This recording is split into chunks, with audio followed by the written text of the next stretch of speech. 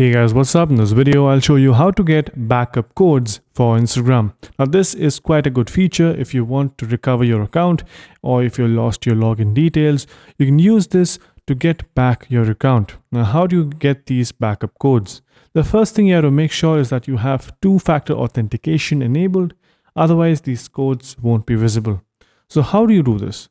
Click on the top right corner to go into the menu. Once you're in here, you can go ahead and click on Accounts Center. Under here, you can see an option where it says Password and Security.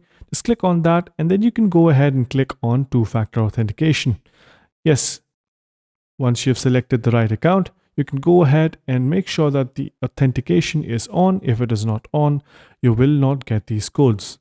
Once that is done, you can click on Additional Methods. And over here, you will see an option where it says Backup Codes. Just click on that. And then you will see that these are all the backup codes. You can save these and use them if you want to log in or get back to your account if you've lost some details. So yeah, that's pretty much it on how to get backup codes for Instagram. Hope you guys found this video helpful.